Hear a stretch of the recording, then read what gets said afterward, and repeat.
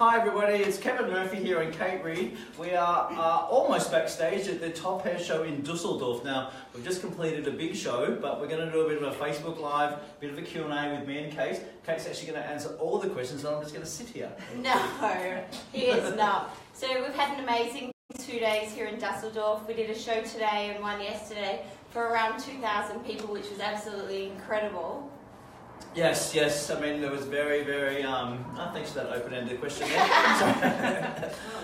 It was actually pretty amazing. We did lots of things. I actually didn't do that much. I just sprayed everybody, it seemed, but we experimented with some new colour things. Kate did a lot of colour. We also had Massimo, who's our session master for Europe, but unfortunately he had to catch a train back to Italy, so we couldn't have Massimo with us as well. But so you've just got me and Kate. So I believe that we have some questions. And we've got Sue off the side. She's going to ask some questions. So if you hear a funny little muffled voice, you know what that is. But feel free to ask questions. Sue will then pass them on to us as well. So Kevin, we saw some great looks on the stage both yesterday and today. Somebody was asking on Facebook Live, what is your inspiration for this year's collection? This year's collection, well, I think there are fashion moves in like many circles these days, and I think that there's no one sort of real direction. I think that we take a lot of inspiration from certain eras, so like I might take a little piece of something from the 1940s, or I might take a piece of something from the 60s. So what we do is we sort of roll that up into a collection and then try and make that all feel modern. So I don't think that fashion speaks one language either. There's no sort of one particular thing. So I think probably the eclecticism would be the one word that would come out of this year's collection. Great. Kate, you're a really seasoned colorist. You were around for around 20 years before you joined Kevin Murphy. What were your initial thoughts on Color Me when you were first introduced to the brand? To be honest, it was still in such an early stage and Kevin was still navigating exactly on how they wanted to go to market, especially in North America. So for me, joining the brand, probably the fashion part of the brand was the part I really connected with at the beginning. And also knowing that Kevin wouldn't be a part of anything that wasn't amazing and perform. So tying those two elements together, it was a real no-brainer on joining the company. So the word new obviously stands out in our language all the time. Fashion moves so quickly. Kevin, just staying ahead of the game and staying relevant, where would you like to see this brand in 5 to 10 years? Okay, that's probably the hardest question that everyone ever sort of asks. So I'm sort of already amazed every day where the brand actually goes, and like even the other day, like when we still were opening our own academy in Paris, I'm like, God, whoever thought that could ever happen in a million years? And a very old hairdresser friend came up to me and said, did you ever think that? And I was like, never, sort of thing. I don't know where the brand sees it. I like to not really know. I think that, like, let's say you're driving from Melbourne to Sydney, you've got the car lights on, they only go a certain amount ahead. That's enough for me. I don't need to see into the future 10 years. So it's if I don't know that answer to that question. So. All right, I'll try to make it a little easier. Where do you both see hair going in the not too distant future? Okay, that's easy. For me, it's like every year you do a collection and you're like, wow, that's really incredible when you come up with new ideas and you experiment and you push them. With colour, the blonde movement's been really big, and it's just this constant evolution of creating these looks now and keeping the integrity of the hair. And so I think that's really one of the biggest focuses is on being able to change your hair either quickly, get a really beautiful colour, and keeping the integrity of your hair. So not necessarily a look, but a feeling that will be across all of the looks. Yeah, for me, like in hairstyles and in sort of hair cutting, I think that hair's getting shorter. I think that we've had a generation, like not since the sort of like 80s where a lot of people had short hair, 90s everyone sort of had longish hair, and then you had there's like 10 to 20 years where everyone had long hair. So you're seeing people like Katy Perry sort of thing. She had a haircut every 3 days until it was really short. So so you have a whole group of these like a 20-year-old to a 30-year-old to a 35-year-old who've probably never actually had short hair. So I find that the short hair thing is going to be the biggest change that we've seen for a long time. The fact that everything is blunt now, there's no such, there used to be all about layers, about wispiness, so that has been around for a long time, so the blunter your hair is, the better. And then using ideas from, say, like taking something from the 40s and making that feel really strong sort of thing, and you make that feel really strong through texture. Yeah, that's great. Kate, you mentioned that, blondes are continuing to be a really hot trend. What's the best way to get that clear white blonde without it looking dark? Yeah, I think when refining hair for us in Colour Me, we've got a really beautiful shade which is our clear. And what it does is it helps to lighten and brighten and remove impurities from the hair. So you can end up over already blonde hair just creating much brighter, crisper result. And then you mix in whichever shade that you want the reflect or tone from. So it's a really easy way to create those beautiful blondes.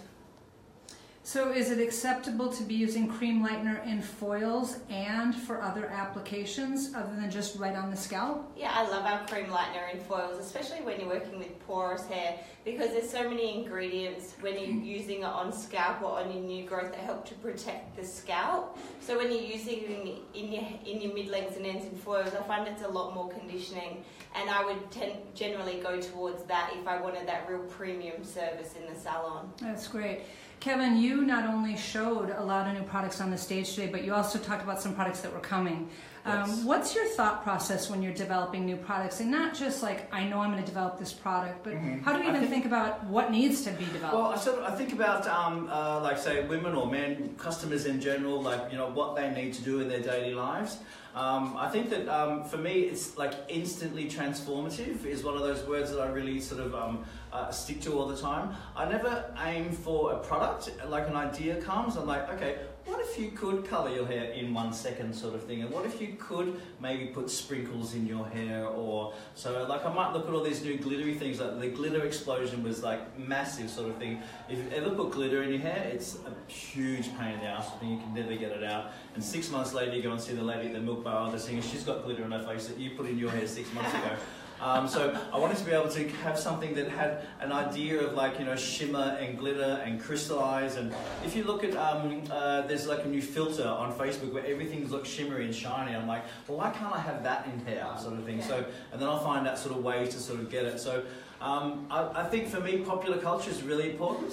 I'm not that much of a practical person, but I like things to happen really quickly and I like things to change really, really fast. So ultimately, Kevin just develops what he wants. Yeah. Yeah, and somehow gets away with it. But So, Kate, we certainly saw a lot of what Kevin was just talking about on stage today with the multi-tonal colors that you're doing in hair right now.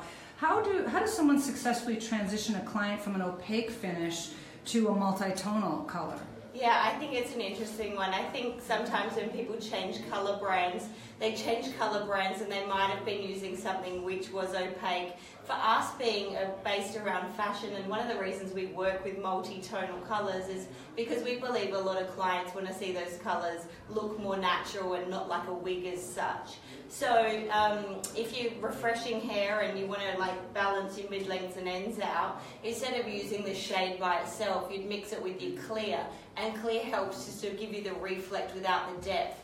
And so if you're colouring your client's new growth, you'd use the shade on their new growth and you'd mix half clear and half the shade that you want with our 10 volume or our 3%. And what it does is gives you the reflex so it looks all even, but instead it's got that brighter end result instead of that heavy wiggy look. So it's quite actually easy to do. fair enough. Yeah. I know that opaque look is very, I remember like looking at my auntie's hair and my grandmother's hair and it was always like really like matte and dull and it's like, wow, why do they want their hair like that? Why is it fawn? I think it used to be the way people coloured their hair when they were grey. Yeah. And I think now we're moving away from that and grey clients have got products like Retouch Me as well, which is really cool. So we just got a question in, I think, on that same topic from Kelly, who was asking about coloring angels. And Kevin, I'd love for you to talk a little bit about coloring angels, and also, you know, Kate, you and I have had a lot of conversation about this too. And then also, she wants to know when it's launching. Okay, so that would be up to her local distributor because I'm actually not in the distribution business. But what is the question? Just tell us about coloring angels. Okay, just tell you about it. Yep. Okay, so essentially for me it was like the idea of an extender. I think that I mean both me and Kate have discussed this, but I think it's like there's so many different blondes around as well. Like, you know, you've got a cool blonde, you've got a rose blonde, you've got a white blonde, you've got a clear blonde, you've got a beige blonde. There's like too many blondes. And I think with our blonde angel, we thought, well, you know, what if I want a blonde angel, but I want to be a rose blonde angel, I want to be a clear blonde angel, I want to be a different type of blonde. So we wanted to be able to cater for those different types of blondes without having to be like complex mistakes, or without really having to go to the salon. You go to the salon, you get your great blonde, and then this is what you take home to extend that. Yeah, and I think often clients with those really beautiful tones, and you mentioned there's so many colours of blonde, is maintaining it was always an issue for people to maintain it, or they felt like it faded really quickly at home, and this was ultimately the solution for that. And so you can go into the salon and, like Kevin said, you get what you want, but you can actually maintain it now at home. Yeah, I think it's really important to be able to, it's great to go to the salon, but you need something that's going to give you that salon look every day for a longer period of time, sort of thing. Because you don't want to go in and have a tone up every 15 minutes. So that way you're getting your perfect blonde, and then you get to keep that perfect blonde the whole time. Because I believe that women are pretty busy these days. Yeah. They really don't have a lot of time, so they need to be able to do these things at home. And so we've referred to it as lip gloss for hair, and in that sense, every day I could put a different lip gloss on, and I'd get that different tone on my hair. So it's that perfect solution for people who really, and most of us want to change our hair often, but you don't want to get it coloured. Yeah, lots of people asking color questions.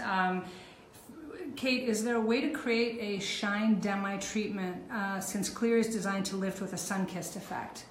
Yeah, so if you want to create a demi type of gloss treatment, I would generally just go towards our shades and then use our 1% or our 3.5 volt, and creating those sort of sheer glossy colours. It adds so much shine, you get the reflect in your hair, but you're not going to lift the underlying pigment out from the hair. So you get those perfect, shine colour treatments by using it that way. That's great. I have one more color question, then I'm going to change subjects because the questions are coming in. Because we are jet lagged. That's right. And the question is, what's the best balance for low lighting light blondes? Okay, so often the biggest thing about when you're putting low lights in blondes, often people don't think about replacing the underlying pigment in the hair. So if I was going to an 8 depth, a good shade to use as a low light is 8.3 because it's an 8 level gold, and the underlying pigment would be gold. So you'd create a really beautiful natural colour in the hair. It wouldn't fade so fast either because you've replaced what the hair is generally made up from. So I think that's the key, is often people just go in with the natural because they don't want it to look too warm or too flat, and it's really not the answer. It's about going in and replacing the underlying pigment to get those beautiful results. I didn't know that. There you go. Now you can do it low light. Learn something every day. So Kevin, Dawn is asking about Future Love. Wanted you to talk a little bit about what's happening with Future Love in September. Okay, well, there's a website as well that you can go to, but I think Future Love for us was essentially the landscape has changed. Customers have changed, hairdressers have changed, the way that we work has changed, the way that we learn has changed. I think that hairdressers learn by watching things quite a lot, and these days everything's a pixel, so we're learning on Instagram. And we wanted to actually give people the opportunity to know how to navigate themselves around this sort of new media as well. So, because everyone's a TV channel now, like we're actually on TV right now for some sort of weird reason, but we wanted to give people lots of opportunities to see lots of different things in the one space as well. Great. And we want to talk about sort of future, we want to talk about diversity, we want to talk about inclusion, we want to talk about all the new things that are happening in the world and how that relates to you as a hairdresser and how you service everybody. There's a lot of love and there's a lot of individuality. There's a lot of love. And the website is kmfuturelove.com. Okay, cool. So another color question, Kate. Flipping out of that, going from blonde to green. Oh, so the question is, every blonde. I don't want to be green, but I want to talk about it because I'm trying to avoid being green. What are some more uses for the new green booster other than ashing out my blondes or creating fashion tones, or in reference to creating fashion tones? Ashing out your blondes. If you were to use it in your blondes, you'd create a green result. But the best way I like to use the green is more to counteract red from the hair and just to neutralise it to a cool brown. And anytime you've got that red tone in the hair and you want just natural, you've got to use green. So just thinking back to the basics and the colour wheel and where you can use it like that. And I don't think we can talk about green without talking about why the finishing routine is so important, the regimen behind Color Me. Oh yeah, so the finishing regimen we use obviously to stabilise the hair, to lock the colour in, and really hair can oxidise for 48 hours after a colouring service. So you need to finish the colouring service properly. We use Staying Alive and then we use our Restore over the top. And Staying Alive creates a really low pH, and what that does is shuts the cuticle down, and then what it does is it locks the colour in, almost like a top coat on your nails. If you were to put it clear over your nail polish, it locks it in so it doesn't fade as quickly. And to do that really helps in the first 48 hours to eliminate anything that could change your colour. Kevin, are we going to continue to see these wacky colors in hair? Are we? Yes, it's not going away. It's not going away. You're going to see it more and more and more, and I think you're going to see that people want to change those wacky colors more often than you think. So even today, like we did on stage, it's like, okay, I want to be blonde on Friday, or I want to be pastel lilac on Friday, but on Monday I want to be my normal blonde because I don't want anyone to see me. So I want to be like full on Friday, but I want to be conservative Susie on Monday when I go to the office. So I think you're going to see that those colors are not going away at all. They're actually just getting stronger, and they're getting, I wouldn't say weirder, but they're always going to be more evident sort of thing. But I think we're going to see a lot more bright colours as well this season. I think one of our biggest focuses on, like working on direct dyes, you can't remove them from the hair. So we've sort of worked with a lot more of ways that are quick pastel or quick fashion shades that really you can change it really quickly without having to strip it from the hair or wait for months for it to fade. We actually had a girl that we wanted to colour her hair, and she'd had a direct dye put on her hair, and originally it was green, and then it faded down to blue, and then there's no hope of us getting that to any other colour because it's stuck there forever. If you know what I mean. Yeah. So how do we most successfully select the volume of activator for resistant gray coverage? Because gray is obviously a big concern, on a lot of our clients. And how is that different with ammonia-based color versus Color Me? Yeah, it's a great question. When you're working with an ammonia colour, the ammonia is found in the tube of colour. So it's the actual colour that expands the cuticle layer, and the colour penetrates into the cortex of the hair to colour it, to add the tone into the hair. With a non-ammonia line, we don't swell the hair as much, as in the sense that there's not that ammonia inside. So your cream activator then becomes really important, because if you've got that resistant glassy cuticle on the outside, if you're using your lower volume, it doesn't expand it as much.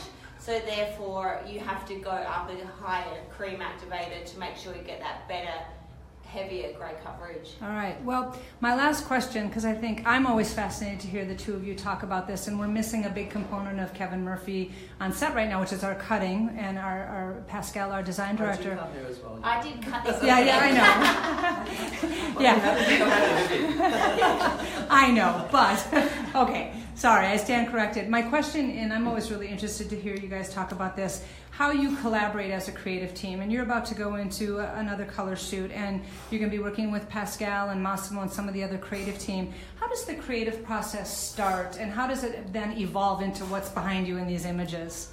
I think it starts very much like if anyone's ever gone through session, so it begins with the brief sort of thing, and the brief is the most important part.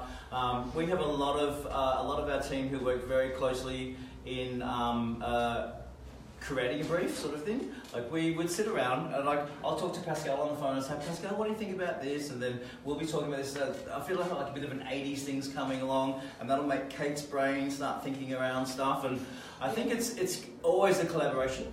It's never one person's idea as such. But what happens is we create a brief together, and then we expand on that brief, and then you expand on that brief, and then you expand on that brief, and then you have 1,000 ideas, and then you crunch those all down to 6, and out of that becomes the story.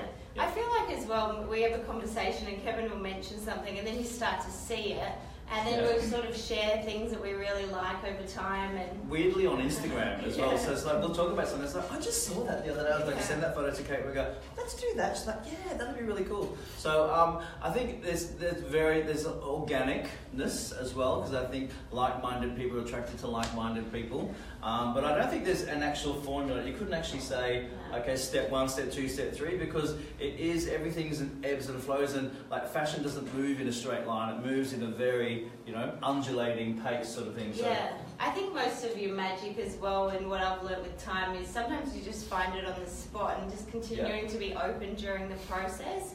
Because sometimes you go in with a different idea and you come up with something else because you are adaptable and open during the whole process. And we often get our best idea once we've actually finishing doing a collection. So most of the time, like especially when I work with Louise, we finish doing a photo shoot and we get our best idea for the next photo shoot at the very end of that particular idea sort of thing. So we'll do something today, like we did, like we finished the show, we'll come out with a really good idea that's going to make a really great product that's going to actually expel us into the future. We went, that's really good, and it's happened by accident. That's what keeps you engaged, right, and involved. Well, thank you so much, both of you. This has been great. Really enjoyed talking to you. Thanks. Okay, bye everyone. Bye.